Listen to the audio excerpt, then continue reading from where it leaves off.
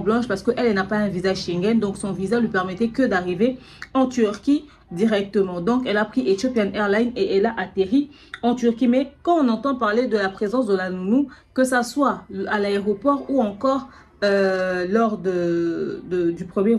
jour où Maman Blanche voyageait, la nounou n'était jamais là. Et j'ai entendu des gens dire que, voyez, la Sylvie confirme que la nounou n'était pas là. C'est normal qu'elle ne voie pas la nounou. Regardez le monde qu'il y avait à l'aéroport. Vous pensez qu'elle va chercher vraiment la tête de la nounou? Mais son corps. Quand ils sont descendus, il fallait bien que quelqu'un s'occupe des bagages, non? Eux tous, ils étaient là où il y avait les enfants, là où il y avait les affaires. Qui allait s'occuper de récupérer les valises, de faire ci, de faire ça? Forcément, c'était la nounou. Parce que la nounou confirme qu'une fois qu'ils étaient à l'hôpital du Cinquantenaire, elle était dans le véhicule avec les enfants. Donc, à un moment donné, la nounou était là, mais peut-être que la Sylvie n'a pas vu avec ce monde-là et puis tout ce qui s'est passé. Elle n'allait pas forcément, n'est-ce pas, voir la nounou. Ok, on poursuit. Alors, Mamou est étonnée de savoir que le corps de Maman Blanche est arrivé dans une caisse. Parce que quand Sylvie explique quand le corps est arrivé et tout, Mamou qui demande est-ce qu'on a ouvert le cercueil. Il y a Sylvie qui dit elle n'était pas venue dans le cercueil, elle était venue dans la caisse comme on fait pour rapatrier le corps. Et elle dit non, c'est pas normal. Gianni Faye est revenue dans un cercueil. Pourquoi Marcelo n'a pas pu mettre Blanche dans un cercueil et lui mettre dans une caisse? Parce que peut-être qu'on avait fait ça rapidement et tout, comme elle n'a pas été rapatriée comme cadavre mais plutôt comme colis. Au fait, Mamou fait en sorte de vouloir faire passer Marcelo pour le diable, pour le démon. J'aurais appris que le corps était venu par DHL, j'aurais appris pas mal de choses.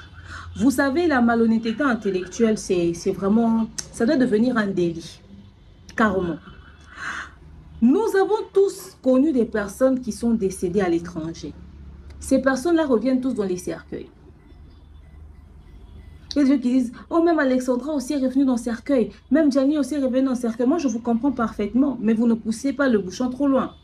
À un moment donné, quand vous doutez de certaines informations, au lieu d'étaler votre limite intellectuelle dans les commentaires, ou votre idiotie, votre manque de savoir dans les commentaires, faites un effort de faire des recherches pour paraître moins bête.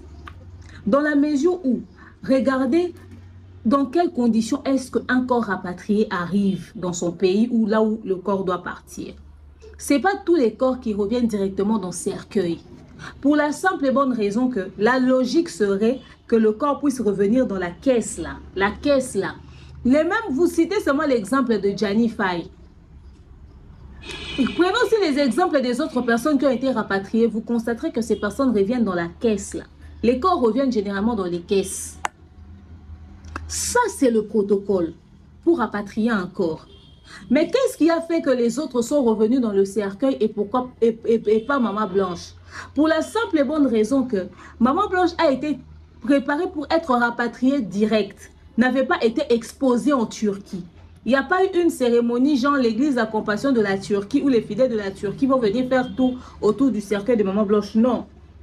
Elle était rapatriée pour venir directement à Kinshasa. Ok? Et tout allait se faire à partir d'ici. Par contre, les gens comme les Gianni Faye, les Alexandre, ces personnes-là, eux, on les a préparés. On a préparé les corps, on les a apprêtés, on les a exposés. Les corps ont été exposés. Gianni a été exposé.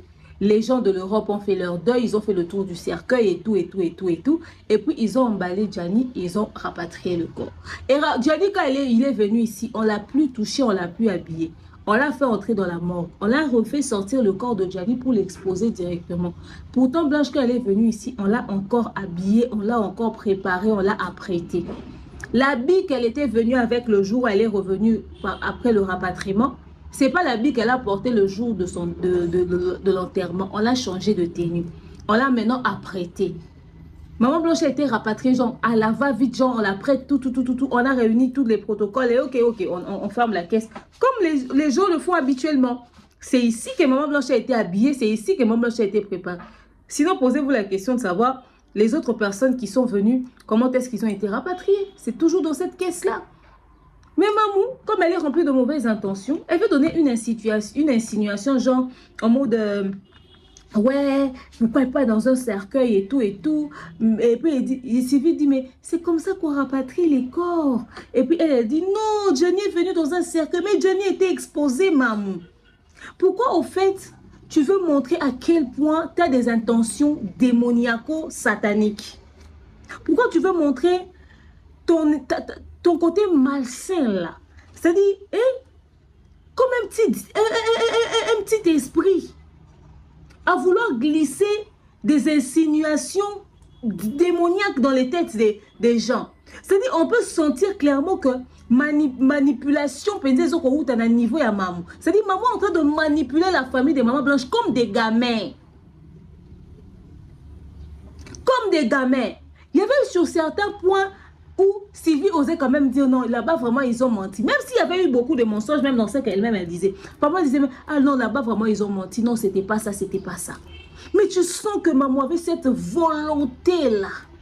Non, mais tu sens que maman avait cette volonté-là de vouloir faire passer les gens pour des démons. Non, c'est pas normal. C'est pas normal. Alors, pas du tout, pas du tout, pas du tout, pas du tout. Ce n'est pas du tout normal.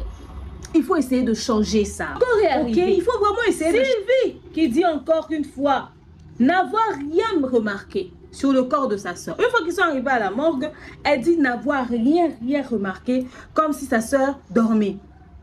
Le drap était tout blanc, très blanc. Sa soeur était très propre. Tellement propre même. Elle n'a même pas remarqué que sa soeur avait subi une intervention chirurgicale. On va répéter ça 10 000 fois, Sylvie. Tu dis que le drap était roulé jusqu'aux épaules. La chirurgie, et puis elle était habillée comme ça. Maintenant, la chirurgie des bras, c'est à partir de ces endroits comme ça qu'on coupe. Elle était sous le drap. Vous allez faire ça comment? Vous allez vérifier ça comment? Comment ça allait se passer pour que vous puissiez voir? Oh, ils ne sont même pas restés 5 minutes. C'était vous faites le tour du cercueil, vous passez. Elle dit que elle était toute propre avec son teint, comme si elle venait à peine de mourir. Et puis quand ils sont sortis de la morgue, au fait, à chaque fois qu'elle raconte l'histoire de Maman Blanche, il y a un nouvel élément qui se rajoute. Elle dit quand ils sont sortis, leur tante, la soeur de leur mère et elle, leur tante a dit, vous avez remarqué ce que moi j'ai remarqué? Quoi? Oh, l'œil de Maman Blanche avait bougé. C'est comme si elle avait cligné des yeux. Ah bon? Donc c'est genre comme si elle venait à peine de mourir. C'est comme si elle avait cligné des yeux, comme si elle venait à peine de mourir. Ah bon, ah bon? Mais non, elle se disait, c'était vrai ou c'était pas vrai, mais elles n'ont pas fait remarquer ça à quelqu'un. Ils n'en ont pas parlé. Il est vrai que certains cadavres font des mouvements d'après ce qu'on aura entendu. Ils appellent ça mémoire musculaire ou je ne sais pas moi quoi. Ou peut-être c'est dans la tête, ou peut-être c'est le cadavre juste qui vous fait un signe. Parce que elles ont constaté ce signe-là quand la maman a crié « Blanche, je suis la Blanche ». C'est comme ça qu'ils ont vu comme si Blanche avait cligné des yeux. Peut-être que c'était dans la tête. Mais quand vous arrivez au niveau de 3 personnes, vous avez vu la même chose. Généralement, c'est des gens de signes qu'une personne voit. Mais vous êtes à 3, vous avez vu la même chose. Ça ne vous a même pas créé un déclic. Puisqu'on a vu ça, rentrons à l'intérieur. Puisque les draps étaient propres, elle ressemblait à quelqu'un qui dormait. Peut-être ça demandait une prière. Peut-être qu'elle allait se réveiller. Il y a beaucoup de peut-être à l'intérieur. Il n'y a même pas eu de réflexe pour aller dire, pour qu'on puisse faire quelque chose. Peut-être elle dit qu'elles sont à 3 à avoir vu que Maman Blanche a cligné des yeux. 3 personnes, vous avez vu ça. Peut-être même qu'il y avait une 4e personne là-bas. Peut-être qu'il y avait une 5e personne. Peut-être qu'il y avait d'autres personnes qui ont vu la même chose. Mais vous ne l'avez pas dit. Donc, les affaires de Maman Blanche, au fait, ils voient, ils sentent, ils comprennent, mais ils n'en parlent pas tout de suite. C'est pour venir après. Et ça vient se dire une année après. Peut-être qu'elle était en train d'essayer de ressusciter. Mais moi, ça m'étonnerait qu'elle puisse cligner des yeux. Pas parce que c'est impossible, ou peut-être qu'elle voulait se réveiller, c'est impossible. Pour la simple et bonne raison que le corps de Maman Blanche est revenu sans organes. Quelqu'un qui n'a pas de cœur, quelqu'un qui n'a pas de poumon, elle va ressusciter comment? Sylvie qui dit dans sa bouche, Maman Blanche, son drap était propre comme quelqu'un qui n'a pas subi de chirurgie esthétique. Qui n'a même pas subi d'intervention chirurgicale, qui ne s'est pas fait opérer carrément. Christopher de l'autre côté qui nous dit que non, on lui a confirmé que le corps de Maman Blanche est arrivé sans organes. Décidez-vous sur la version que vous voulez nous donner. Ne nous rendez pas bêtes. Décidez-vous. Et là, Christopher qui dit que sa sœur est revenue sans organe, Sylvie qui dit la sœur avait cligné des yeux. Décidez-vous. Allez vous asseoir en réunion. Décidez-vous. Parce que quand c'est Marcelo, il y a des contradictions. Tout le monde dit, Marcelo s'est contredit. Oh. Marcelo s'est contredit. Finalement, le corps avait ses organes ou pas. Parce que quelqu'un qui n'a pas d'organes ne peut pas cligner des yeux. Mais Sylvie dit, c'est comme si elle venait à peine de mourir. Nous avons, moi, maman et sa soeur, on a vu qu'elle a cligné des yeux. Quand maman a crié, Blanche, je suis là. Elle a cligné des yeux. Ah. C'était spirituel, c'était physique. Comme si elle venait à peine de mourir, le drap était propre. Elle ne ressemblait pas à quelqu'un qui a fait chirurgie. Soit Sylvie dit que Blanche n'a pas fait de chirurgie. En fait, ce que Sylvie n'ose pas dire, c'est que Blanche n'a pas fait de chirurgie, elle n'a pas fait d'opération, on ne l'a pas opérée. Pour eux-mêmes, hein, peut-être que Blanche n'avait même jamais pris l'avion. Elle qui l'a accompagnée à l'aéroport, j'ai l'impression qu'elle pense même que Blanche était entrée à l'intérieur et puis elle est décédée. Parce qu'elle l'a même dit quelque part. Elle a dit c'est comme si Blanche était morte seulement le jour où elle avait pris le vol. Parce que l'organisation des obsèques était un peu rapide à son goût. Pourtant, elle a parlé avec leur maman au téléphone le lundi. Donc, elle ne pouvait pas mourir le jour où elle prenait le vol. Elle a parlé avec Jonathan le mardi. Elle ne pouvait pas mourir le jour où elle a pris le vol. C'est-à-dire, ils sont encore dans des tâtonnements sur l'histoire, le décès de leur sœur. Et c'est tout à fait normal. C'est une mort brusque. Ça peut toujours prêter confusion dans la tête. Mais la partie où Christopher informe que il a reçu des informations très claires à ce sujet, sa sœur est revenue sans organes. Et puis la partie où Sylvie dit, c'est comme si sa sœur ne s'est jamais fait opérer. Et au point où elle criait même des yeux quand le corps est arrivé, décidez-vous. Parce que si elle n'a pas subi de chirurgie comme le pasteur Marcelo le prétend, elle n'a pas subi de chirurgie, le pasteur Marcelo a donc menti. Alors, quelqu'un qui n'a pas subi d'opération, comment elle revient sans organes? Parce que Sylvie doit constater même que forcément, il y a les organes, il y a eu des fissures, limite qu'on a ouvert la peau. Que ce soit par ici ou que ce soit par le dos, mais bref, qu'on a ouvert la peau. Mais à entendre les explications de Sylvie, c'est comme si on n'a jamais déchiré Blanche, où que ce soit. Donc même les organes sont censés être là, puisqu'elle arrive à cligner des yeux. L'autre là-bas dit, il n'y a pas d'organes. Décidez-vous, faites une réunion, asseyez-vous, donnez une seule et unique version, parce qu'on est perdu. Voilà. Si on parle, oh nous on nous a payé, on défend le pasteur Marcelo. Sylvie dit que quand ils ont fini, ils sont allés à Pigeon, à la résidence. Alors pour entrer à l'intérieur, on dit, le pasteur Marcelo a besoin de la maman de maman Blanche. Maintenant, le pasteur Marcelo a besoin de la maman de maman Blanche. Elle voulait entrer la soeur de leur maman aussi. Les agents de sécurité refusaient que les gens puissent entrer. Sylvie s'est énervée. Moi, je suis la soeur de Blanche. C'est sa mère. Vous voulez qu'elle puisse entrer là-bas seule? Pourquoi? Nous allons entrer. Sylvie a dit, j'ai fait ça, je les ai poussés. Je me suis retrouvée aussi à l'intérieur. J'ai dit, maintenant la partie là où j'explique la même. J'ai dit le Je suis en train de voir pendant tout ce temps ici. Je me demande, tous ces gens sont des païens. Tous ceux qui ingérent le pasteur Marcelo là. Ce sont tous des païens ou bien aussi des chrétiens parmi eux. Parmi ces gens-là, il n'y a pas des gens qui ont déjà été à l'église. Ils ont été à l'église pour rien. Ils ne connaissent pas les choses spirituelles. Et il y en a quand ils injurient, ils appellent quelqu'un assassin. Tu as des preuves? Si la justice même n'a pas trouvé de preuves, vous savez, avant même d'arriver au niveau des preuves, hein, c'est pourquoi il a parlé des derniers de la classe et des premiers de la classe. Avant d'arriver même au niveau des preuves, il y a d'abord la logique. La logique des choses. Si tu n'as jamais été dans un pays étranger, ou si tu n'as jamais perdu un membre de proche de ta famille dans un pays étranger, tu ne sais pas comment ça fonctionne. Avant que vous puissiez vous poser la question si cette mort est suspecte, la police qui se pose d'abord cette question. Même au Congo, on a perdu Docteur Manu.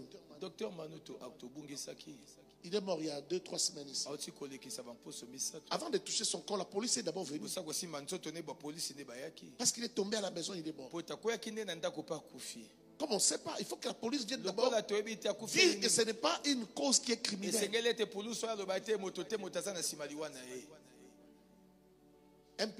Tu connais la Turquie? Turquie, la Turquie, là, toi, tu vas seulement pour acheter des vêtements. Les meilleurs drones au monde sont fabriqués en Turquie. Les Turcs fabriquent des drones plus que des Chinois, plus que des Américains, plus que des Français, plus que des Allemands. Tu joues avec la Turquie? On t'a confié dans la cour. On prend les corps. On va à l'aéroport. On sort avec. On a de la classe aussi l'équipé. Quand tu qualifies de dernier de la classe, tu ne te fâches pas. Tu ne te fâches pas. C'est des chèques. Alors, tu ouvres ta bouche. Tu injures un ouin. Tu injures un homme que Dieu a mis à part. Un homme à qui Dieu a privé même certaines jouissances de la jeunesse. Parce qu'il a appelé très tôt à 18 ans. Toi, tu as fait ta vie comme tu voulais. Tu es sorti avec des filles comme tu voulais. Tu as mangé toute ta vie. Et ce genre de personnes qui font 40 jours juste avec de l'eau. Qui s'est marié chaste. Hey! Baloka Owabi. Qui t'a ensorcelé? Tu as été envoûté où? Oh frère, il y aura des conséquences. Je te dis, il y aura des conséquences. Je sais que si les païens me suivent, ils ne vont rien comprendre. Mais si tu as déjà été à l'église même une fois, même toi qui dis que la catholique 100% dans le catholique, même toi, va demander au prêtre, il va te donner des conseils. Il va te dire, petit, n'entre pas là-bas. On ne joue pas avec la prêtrise. Frère, même si il s'avérait que c'est vrai. Quand on vient dire, oui, j'ai commis une erreur, une bêtise. Est-ce que toi, tu as le droit de toucher? Ouais. Tu as le droit de le toucher? Frère, même le monde ne nous enseigne pas. La nature elle-même ne nous enseigne pas. Un militaire, même s'il est lieutenant, même s'il est capitaine, même s'il est même caporal, s'il tue quelqu'un avec son arme, ce n'est pas le juge civil qui va le juger. Faux. C'est une cour militaire qui va le juger. Que je fasse un peu cette comparaison pour que tu comprennes. C'est comme ça que... Donc toi tu joues avec l'onction. Tu respectes l'arme mais tu ne respectes pas l'onction. Un caporal, il tue quelqu'un. Même si ce sont les civils qui vont les maîtriser. Vous n'allez pas l'amener à Makala. Vous allez l'amener à Ndolo. C'est la cour d'ordre militaire qui va les juger. Pas les civils. S'il est général, on va chercher quelqu'un qui a le grade de juger un général, mais il doit être militaire. Il t'a dit que toi tu as le droit de toucher à un ouin. Quelle bassesse! Quelle bassesse! Ce genre de choses-là. Je ne parle pas seulement du pasteur Marcelo, parce que c'est un ami. Non. Je te parle de ça. Parce que je suis ton pasteur. Dieu va me demander ton âme. C'est ce que la Bible me dit. Si je te laisse courir comme ça, courir vers ta perte, on va me réclamer ton âme. Je n'ai pas besoin de le défendre, ça finira. Ces choses-là, ça finit par la prière. On prie, ça va partir. Mais je suis en train de t'enseigner. Pas seulement lui, dans ta vie, n'entre jamais dans ce genre de choses. Et enseigne ça à tes enfants. Tu reviens du travail, tu trouves qu'on est en train de critiquer des hommes de Dieu. Même si ce sont des aventuriers. C'est là qu'on appelle des ex. Des ex, ouais. Mais tu entends leur nom dans la bouche de tes enfants. Réprime tes enfants. Ne parlez jamais de ce genre de sujet. Il y a beaucoup de sujets à causer. Mais tu vas voir une famille de fous. Permets-moi de dire, cette famille de fous. Vous prenez prier à la Héna. Et vous rentrez aussi à la maison. Vous vous asseyez. Vous critiquez les pasteurs qui prient pour vous. Qui vous imposent la main. Ah, Yazara Nengwana. Lui a toujours été Yazara le Koso Il a Nengwana. toujours été comme ça, un Koso. Et les enfants aussi vous écoutent. Quel degré. Avoir un pasteur, c'est un risque. Avoir une église, c'est un risque. Ça te bénit. Mais tout ce qui bénit peut maudire. Parce que même ceux qui vont chez les féticheurs, ils vont chercher la richesse, ceci, cela. La chance. Mais on leur dit fais attention. Quand il te dit enlève le babouche, enlève. Quand il te dit fais ceci, il faut respecter. Parce que ça peut se changer en malédiction.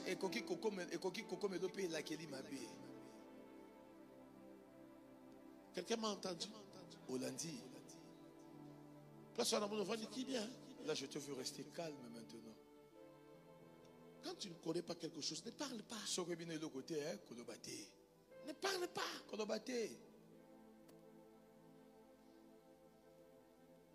C'est ça qu'il y a beaucoup de gens qui sont concernés. On va prier pour vous.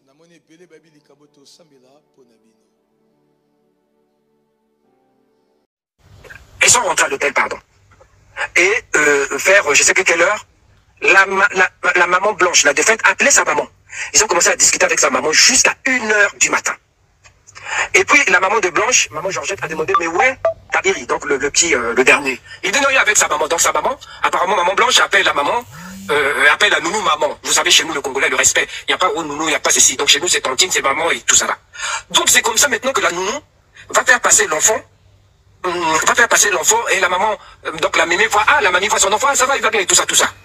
Quand c'est fini, 1h, elle a dit à sa mère, bon maman je t'appelle demain, on va dormir, il se fait tard. Elle est rentrée pour aller dormir. La nounou aussi avec le bébé sont allés dormir. C'est à 5h du matin que la nounou entend les ambulances, des gens qui rentrent dans la maison et tout, elle sort. Elle dit mais qu'est-ce qui se passe? Oh, mais pourquoi il y a des gens, il y a l'ambulance, il y a des gens et tout ça là.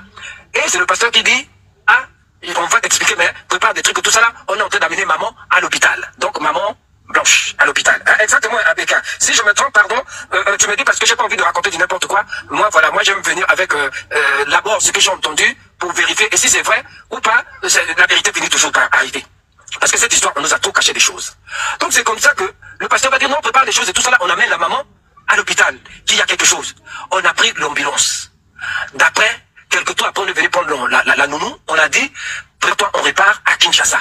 C'est la nounou qui demande, oh, on repart à Kinshasa, on est venu, c'est le premier jour, on a pu faire pas tout ce qu'il fallait faire, mais ouais maman. Aider, ça c'est le pasteur qui répond à la nounou, maman est dans l'ambulance qu'on est en train de voir, malheureusement, elle n'a pas pu se réveiller, donc là, on est en train d'embarquer pour aller. La nounou dit, mais elle n'a pas pu se réveiller, du sommeil, je comprends pas, qu'est-ce qui s'est passé et tout ça. Donc la nounou n'a pas compris, donc ils ont pris le vol à 14h, écoutez bien s'il vous plaît, ils ont pris le vol à 14h. La nounou dans l'avion ne comprenait pas qu'est-ce qui s'est passé. Maman, elle dit de quoi? Je ne comprends rien. C'est à 5 heures qu'on est venu nous chercher. À quoi on nous emmène comme ça? L'avion. Donc, tout est... Vraiment, moi-même je n'arrive pas à parler. Tellement que ça m'a fait froid au dos. Hein, c'est ce que tu as... Mais tu peux monter pour nous expliquer, maman. Parce que moi aussi, je suis en train d'expliquer seulement. Beaucoup de gens ne connaissent pas. Mais moi, j'ai entendu ce que disait Néné à Olingala. Donc, voilà comment ils se sont retrouvés au Congo à minuit, paraît-il. Et que le pasteur, je dis sur les pincettes, je prends avec les pincettes s'il vous plaît, parce que moi j'aime pas accuser bêtement. Donc la nounou dit que le pasteur a donné 50 000 $ pour dire, toi tu restes tranquille, moi-même je vais expliquer à ma belle famille ce qui s'est passé. C'est pourquoi même quand la nounou est arrivée, directement elle tenait le bébé en main et tout, a remis le bébé, elle est rentrée chez elle. Parce que c'est la nounou qui plairait en Turquie. Elle ne comprenait pas ce qui se passait. Donc à 5 heures du matin, lorsqu'on l'a emmenée c'était pas à l'hôpital, ni paraît-il qu'à la morgue. Donc, elle a été mise comme ça dans un cercueil. Et dit que comme voilà, faut pas qu'on enterre ici, on n'aura rien à mettre, on l'a mis dans le cercueil. Wow, directement. Donc la nounou qui pleurait, viens donc, rassemble toutes les choses, on va répartir.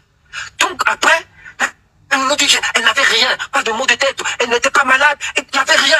À 5 heures, on vient comme ça, pendant que nous dormions, on nous fait, on en sortait, on va amener maman, elle a fait. C'est comme ça qu'elle est partie. Là, nous nous dit à 14 h, on vient nous dire, il faut qu'on aille vite à l'aéroport et tout ça là-haut. Elle donne, mais ouais, maman. Oh non, maman n'a pas pu se réveiller. Donc là, on part là, on embarque au Congo et on va faire les funérailles. Donc, elle était en pleurs, elle était dans la tristesse, dans le questionnement. Donc, elle se posait pas mal de questions. Et c'est dans l'avion, voilà, les gens disent que le pasteur a fait, le corps est parti sur DHL. Donc, ça veut dire que le corps n'a pas attendu le prochain vol ou pour repartir en République démocratique du Congo, non. Donc, DHL directement. Vous savez que DHL est disponible pour pouvoir amener tout ce qu'il faut, l'essentiel que vous puissiez avoir votre argent. On a dit que ce jour-là, le pasteur avait beaucoup d'argent liquide. Et celle qui dit, je réponds ce mot, dit, c'est comme si le pasteur, lorsqu'il est arrivé, c'était juste pour préparer tout et repartir. C'est comme ça que ça s'est passé. Et que la nounou, on lui a dit, voilà 50 000, toi reste tranquille, hein, n'explique pas, moi-même je vais expliquer à la belle famille. Oh, ma peur, excusez-moi. Si la nounou est en RDC, elle traverse...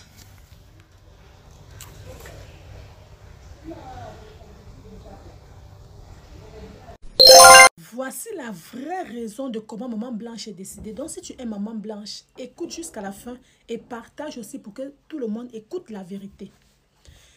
Cet homme qui est un pasteur dit que la mort de Maman Blanche est une mort préméditée. Ce qui veut dire il dit que sa mort a été préméditée par le pasteur Marcelo et par 100 autres personnes. Il dit qu'au début, Dieu avait remis l'église du pasteur Marcelo, la Compassion TV, à Maman Blanche. Et il dit aussi que Maman Blanche avait beaucoup de pouvoir, plus que le pasteur Marcelo. Et c'est Maman Blanche qui gérait cette église parce que Dieu avait remis cette église à Maman Blanche et non au pasteur Marcelo. Il dit que cette église a commencé à bien fonctionner, l'église a progressé, l'église a grandi, les gens venaient parce que c'est Maman Blanche qui tenait cette église. Elle avait un pouvoir qui venait de Dieu. Voilà le pourquoi personne ne pouvait faire du mal à cette église. Personne ne pouvait faire du mal à la Compassion TV parce que le pouvoir que Maman Blanche avait était au-dessus de tout autre pouvoir.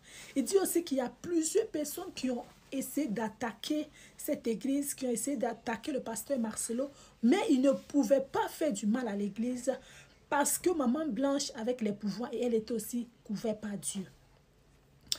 Maintenant, ce qui me fait mal dans tout ce qu'il a dit, il dit que le pasteur Marcelo, c'est un homosexuel.